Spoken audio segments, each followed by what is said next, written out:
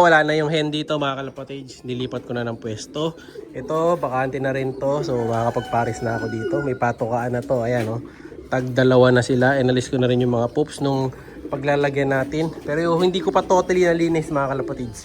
Hindi pa tayo totally makapaglinis kasi nga maulan, no? So dito naman, ito may isa akong bakante naman dito na ready na rin lagyan ng kalapate. So lalagay ko dito is mga young birds. Ito kasing mga ending birds ko dito. Ayan, yung tatlo dito, apat dito sa mga ending birds natin, papadala na natin yan by Wednesday. So ang bola niyan is Monday, no? So kung gusto nyo humabol, may mga slot pa, mag-PM lang kayo mga kalapatids para makasali pa kayo. So ito yung nakasalang dyan, yung grisel. Ito yatang checkered, saka yung isang red check. Ito yata, red check yata na to. Tapos ayun, yung grisel dun nga sa likod. Ito hindi kasama to. So dito maglalagay tayo ng kalapate.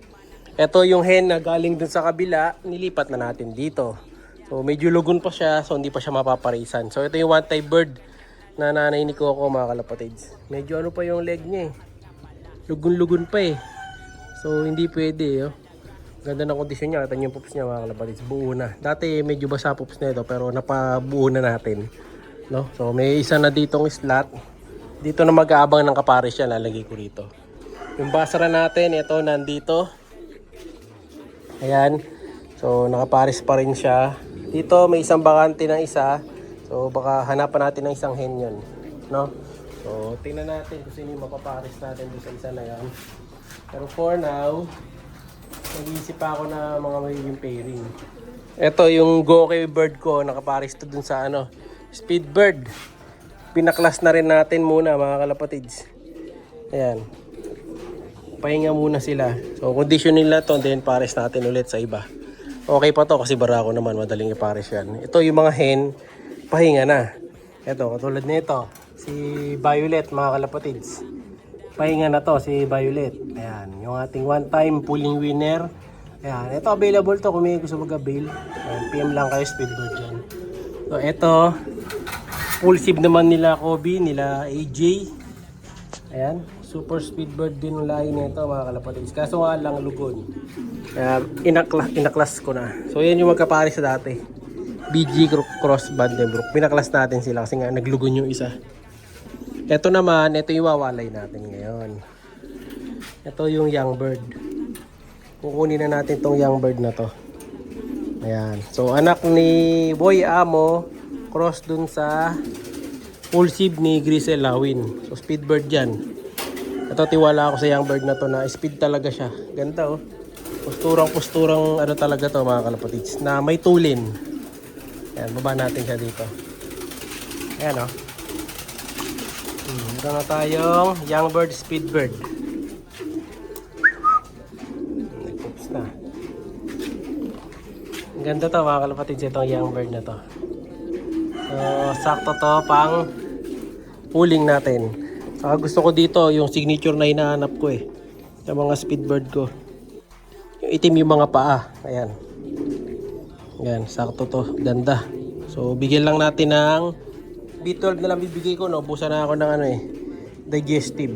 Tapos lalagyan natin siya doon. Kunin na rin natin yung isa dito mga kalapatids. May isa pa dito eh. Ito speedbird din to mga kalapatids. Ayan, Goke din. Goke. Cross Vandenbroek naman. Ayan. Ito. Yan. Okay na yung dalawa nating YB na nilagay mga kalapatid. So, ito rin yung isang speedbird. Okay na. Okay yan sila. So dalawang speedbird to. Magkaiba ng lahi yung tatay saka yung nanay. Ito hindi nakaklabring. Nakaklabring ka ba? Hindi siya. Yun nakaklabring yun. Oh. Yan yung dalawa nating ibon. So masusundan pa yan. May kasunod pa yan. Nandito yung kasunod yan eh. Ito. Kaya lang medyo maliit pa.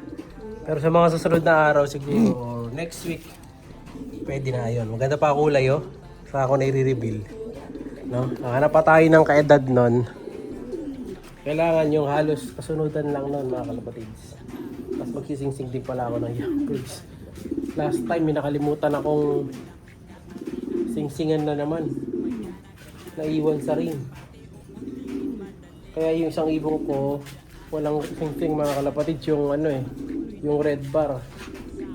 Ako na pakita sa inyo. Ito, susunod pa to na batch eh. Ayan. Babaero line. Next batch pa yan. Ito, mayroon akong dalawa dito. Ito, African Black mga kalapatids. Cross SPR. Nakita niyo yung magulang mga kalapatids. Oh. Puti, saka blue bar white flight. Pero ang anak nila mga checkered. May white flight naman, pero hindi kumapal yung puti. Gusto ko sana dito makapal yung pagkaputi.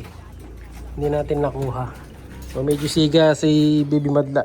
Papalitan natin ng pares to pagka patuloy siyang ganyan. So ngayon, kuha muna tayo ng 1 pair. Ipapares natin. So mas importante kung makuha dito hen. Kailangan natin makakuha ng hen.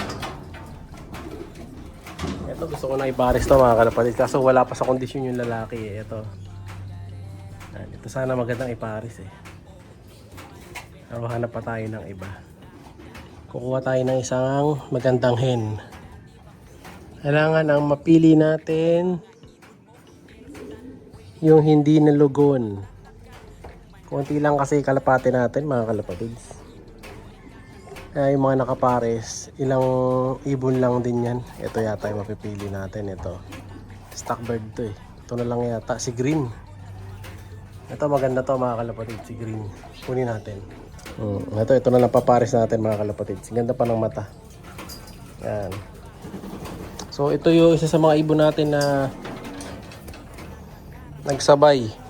Na nagbibigay ng mga huling panalo sa pabilisan. Kasabay nito si Violet, yung one time pulling winner.